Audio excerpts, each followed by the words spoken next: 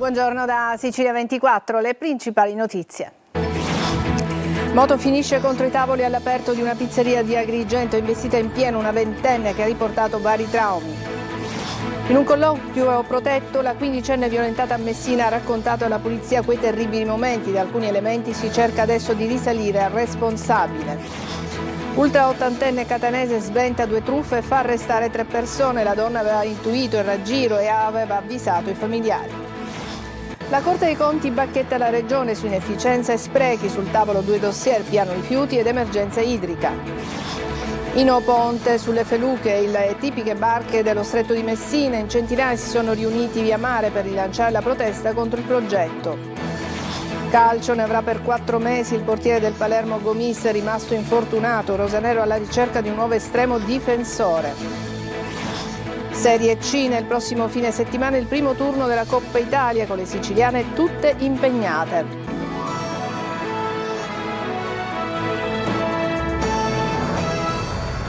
Bentrovati, purtroppo si susseguono gli incidenti stradali, l'ultimo è avvenuto ad Agrigento dove una moto è andata a schiantarsi contro i tavoli all'aperto di una pizzeria. È stata investita in pieno una ragazza di 20 anni che stava passando una tranquilla serata. Davide Sardo.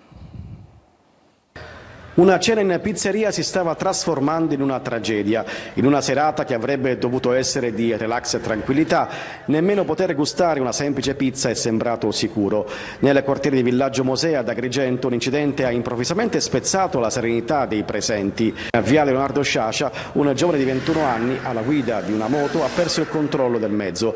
La moto si è schiantata contro l'arredo esterno di una pizzeria, travolgendo una ventenne di Agrigento che si trovava proprio lì vicino. La ragazza è stata investita in pieno e ha riportato diversi traumi. I soccorsi sono stati immediati. La giovane è stata trasportata in codice rosso all'ospedale San Giovanni di Dio, mentre anche il motociclista è rimasto ferito e ricoverato per le cure del caso. La violenza dell'impatto ha distrutto vasi, piante e parte dell'arredo esterno della pizzeria, lasciando dietro di sé una scena di grande confusione. Sul posto sono intervenuti gli agenti della stazione volante della questura che hanno messo in sicurezza l'area, raccolto testimonianze e ha avviato il rilievo per ricostruire la dinamica dell'incidente. Un episodio che desta preoccupazione. La sicurezza sulle strade resta una priorità, soprattutto in zone frequentate da pedoni e attività commerciali. Secondo l'osservatorio ASAPS, dall'inizio dell'anno in Italia sono morti 224 pedoni, la metà con più di 65 anni. Tra le regioni più colpite c'è il Lazio, seguito da Lombardia, Emilia-Romagna e la Sicilia con 18 decessi. E adesso andiamo a Messina. In un colloquio protetto la ragazza di 15 anni violentata sabato scorso ha raccontato alla polizia la sequenza del stupro. Francesco Triolo. Il racconto della quindicenne vittima dell'aggressione sessuale nella notte tra sabato e domenica a Messina sarà fondamentale per ricostruire quanto avvenuto in una via adiacente alla centrale Piazza Cheroli. La giovane, durante un colloquio protetto in ospedale con il supporto di uno psicologo, ha parlato con gli agenti della squadra mobile. Il suo stato emotivo è ancora molto fragile, scossa da quanto avvenuto. Quanto detto agli agenti fa parte di un verbale segretato che la squadra mobile ha inviato a 2 procure, quella ordinaria e quella per i minori, che hanno aperto 2 fascicoli d'inchiesta in questo momento separati. Dalle sue parole, gli investigatori contavano di avere indizi non solo sull'identità dell'aggressore, se lo conoscesse o meno, ma anche sul luogo dove tutto è avvenuto.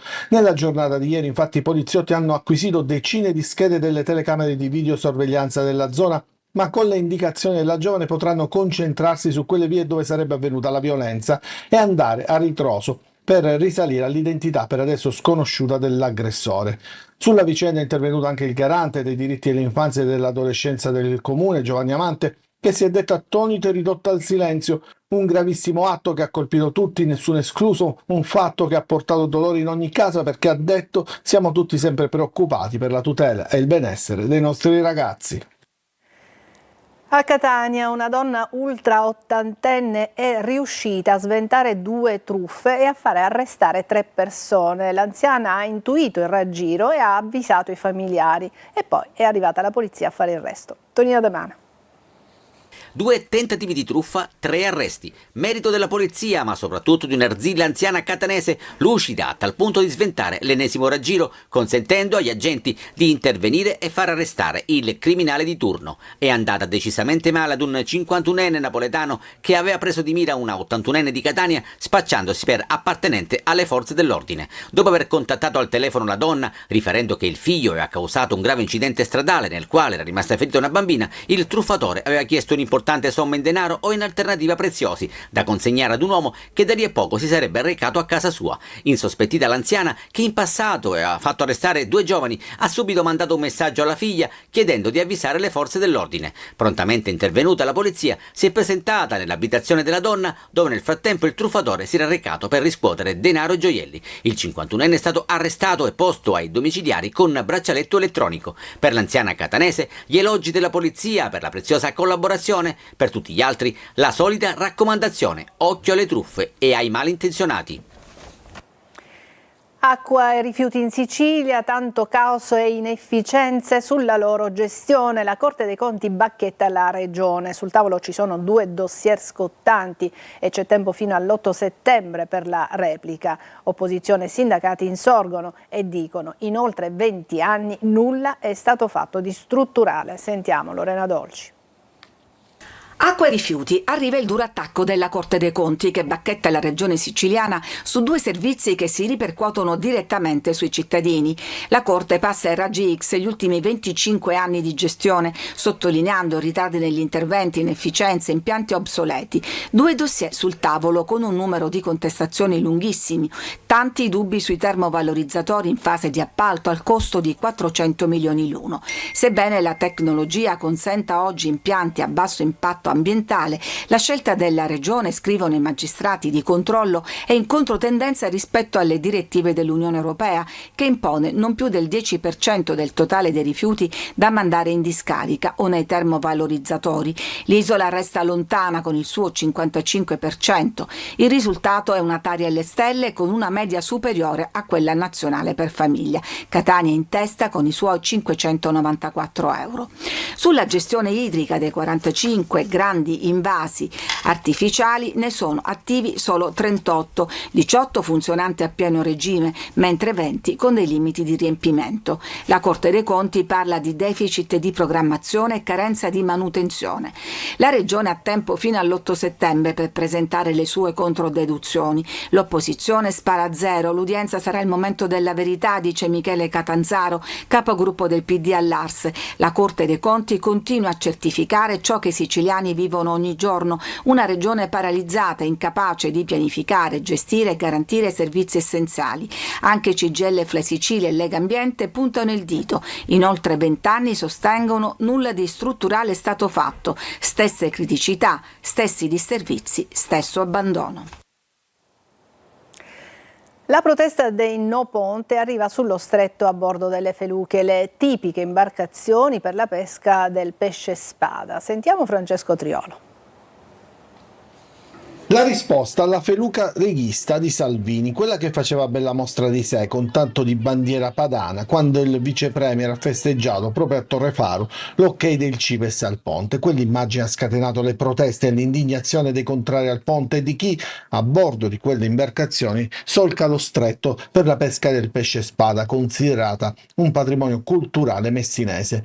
L'immagine della feluca leghista aveva diviso la comunità dei pescatori dello stretto, così è nata la risposta, la protesta delle 4 feluche che si sono radunate nel punto di mare di fronte al quale dovrebbe essere costruito il pilone sul lato siciliano. Torrefaro, 4 barche con la bandiera No Ponte e centinaia di persone che si sono riunite via mare per poi unirsi alla protesta delle feluche. È la seconda protesta dopo il corteo di sabato scorso contro il progetto del ponte sullo stretto. Gli organizzatori hanno spiegato che questa iniziativa è un atto di resistenza culturale ed ambientale per dire che lo stretto non è un corridoio di traffico ma è un ecosistema unico da tutelare. Si indaga sulla collisione avvenuta la notte scorsa in mare aperto tra un peschereccio della marineria di Sciacca ed una nave mercantile. L'urto non ha provocato né feriti né gravi danni al motopesca, che è rientrato in porto, mentre la nave mercantile si è allontanata. L'armatore della barca da pesca ha presentato denuncia dichiarando che il proprio natante è stato speronato sulla prua e adesso si cerca di identificare il mercantile. Per ore è rimasta in mezzo al mare in pieno travaglio. Una migrante incinta è stata soccorsa dopo ore e trasportata in elicottero all'ospedale di Trapani ed è stato eseguito in urgenza un parto cesareo. Adesso mamma e bimba stanno bene. Laura Spanò. Il lungo travaglio, la disperazione in mezzo al mare e una bimba in arrivo in balia delle onde del Mediterraneo, ore di attesa lunghissime quando finalmente la donna viene prelevata da un elicottero partito da Lampedusa destinazione Trapani. Per 4 ore il personale medico di Sea-Watch ha assistito madre e nascitura a rischio soffocamento per una grave e rara complicanza sopraggiunta durante il parto. Il racconto delle ONG seguito dalle parole dei medici del Sant'Antonio Abate di Trapani. La donna sta bene, eppure la bimba. Il fiocco rosa al reparto di ostetricia e ginecologia con l'equipe del dottore Iannone che ha eseguito un taglio cesareo urgente. Fatima adesso è mamma e la bimba, che pesa 3,4 kg, sta bene. Entrambe vengono seguite dai medici dell'ospedale. Una storia a lieto fine iniziata con una mamma che, pur nella gravità della situazione, ha deciso di intraprendere un viaggio rischioso a bordo di un natante in cerca di libertà e di una vita migliore da offrire alla sua bimba. Attraversando quel Mediterraneo che per una volta è tornato a unire popoli, non a interpretare la parte del cimitero di uomini. L'allarme sulle condizioni critiche della donna era scattato nel tardo pomeriggio di lunedì dalla nave della Sea-Watch che aveva effettuato il soccorso del gruppo di migranti. Un incendio si è sviluppato in un'area di pregio del Parco Etna tra Milo e Lingua Glossa. A rischio un'area boschiva e alcuni agriturismi, uno dei quali è stato lambito dal fuoco. Per spegnere le fiamme in azione anche 2 elicotteri. Con il taglio dei contributi ai comuni da parte del governo nazionale, il sistema dell'accoglienza dei minori stranieri rischia il collasso, mentre l'Associazione dei Comuni Italiani lancia un appello urgente per chiedere al governo risorse finanziarie certe ed evitare una guerra tra poveri. A Caltanissetta la protesta degli operatori dei ragazzi ospiti della comunità. Ce la racconta Rita Cinardi. Sono oltre 3.000 in Sicilia i minori stranieri non accompagnati che rischiano di essere tagliati fuori da ogni opportunità. La tagliola del governo nazionale, che ha deciso di ridurre i rimborsi ai comuni, metterà a dura prova il sistema, con le comunità costrette a chiudere i battenti. Per questo motivo a Caltanissetta gli operatori dell'accoglienza hanno deciso di protestare. Se fino ad oggi il Viminale aveva erogato tramite le prefetture un contributo giornaliero di 100 euro per minore, adesso le regole sono cambiate. Dei soldi che vengono anticipati dai comuni e poi restituiti, lo Stato rimborserà soltanto il 35%. Stiamo facendo da banca allo Stato, ci stiamo indebitando, noi specialmente della provincia, ci tengo a precisare, di Agrigento, e da giugno del 2024 che non prendiamo neanche un euro. L'ANCI ha stimato che il taglio peserebbe sui comuni per oltre 60 milioni di euro a livello nazionale, ma la Sicilia è una delle regioni dove gli effetti sarebbero maggiormente avvertiti. Basta guardare i numeri, infatti, per rendersi conto che l'isola accoglie il 30% dei ragazzi a livello nazionale. Noi abbiamo con loro dei percorsi di integrazione molto importanti, che sia l'inserimento lavorativo per il futuro, visto che spesso si tende a dire che i nostri ragazzi sono dei criminali. In realtà i nostri ragazzi sono dei lavoratori che offrono servizi, che offrono chiaramente manodopera. Con la nuova disposizione ad essere a rischio non sono solo le cooperative sociali siciliane, ma soprattutto i bilanci dei comuni. E sempre sulle strutture di accoglienza è intervenuto l'ex presidente dell'Ars e leader del movimento Futuristi, Nicola Cristaldi, sollecitando una rapida ricognizione di quelle strutture di accoglienza completate con fondi pubblici ma mai utilizzate per inerzia da parte delle pubbliche amministrazioni. Adesso una breve pausa, ci vediamo tra poco.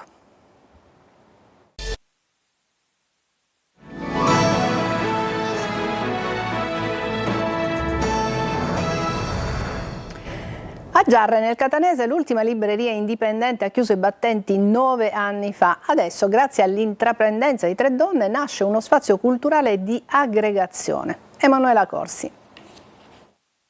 In Sicilia, fanalino di coda a livello nazionale, più di 3 comuni su 4 non hanno una libreria sul proprio territorio. Negli anni c'è stata una vera e propria emorragia di librerie indipendenti costrette a chiudere non solo nelle grandi città, ma anche nei piccoli centri, dove erano il punto di riferimento per piccole comunità. Siamo a Giarre, nel Catanese. Qui l'ultima libreria indipendente ha chiuso i battenti 9 anni fa. Oggi, grazie all'intraprendenza di 3 donne, Nancy e la giovane Annalisa, il comune ionico torna ad avere un centro culturale e di aggregazione sociale. Un progetto nato poco prima che scoppiasse la pandemia, ci racconta Nancy, di professione avvocato, che ha iniziato questa nuova vita da libraia. Oggi aprire una libreria è una sfida e anche una scelta un po' in controtendenza. Ancora siamo agli inizi, soltanto qualche giorno che siamo aperte, però abbiamo già avuto un buon riscontro con il pubblico che sono venuti a trovarci, le persone sono venute a trovarci. E ieri addirittura è entrato un signore, ha comprato dei libri e giustamente nel consegnare il pacchetto con i libri noi abbiamo ringraziato e lui ci ha detto questa cosa: grazie, lo dico io a voi. Uno spazio capace di accogliere lettori di tutte le età, dai più grandi ai più piccoli.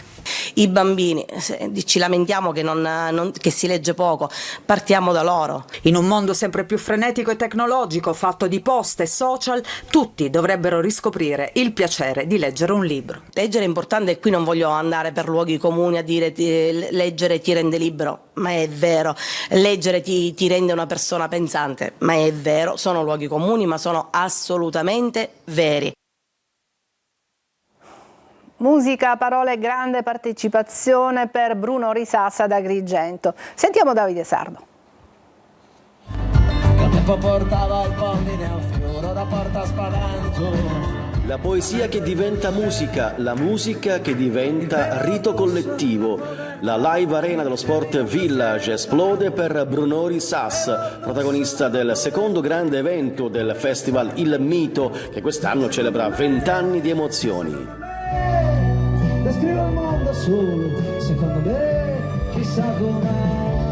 Il cantautore calabrese, tra i più raffinati della sua generazione e considerato da molti l'erede dei Gregori, ha incantato con oltre 2 ore di live tra parole, ironia e struggente autenticità. Sono convinti che basti un tutorial per costruire un'astronave e fanno finta di non vedere. Un concerto che ha attraversato la sua storia musicale, trasformando ogni brano in un racconto condiviso. La chiudo a chiave col chiavistello, quando ho temuto per la mia vita, seduto su un autobus di Milano. Musica d'autore, emozioni vere, un pubblico travolto e grato. Brunori conquista la scena e firma una serata da ricordare. Grazie di cuore. Ancora una pausa e poi parleremo di calcio.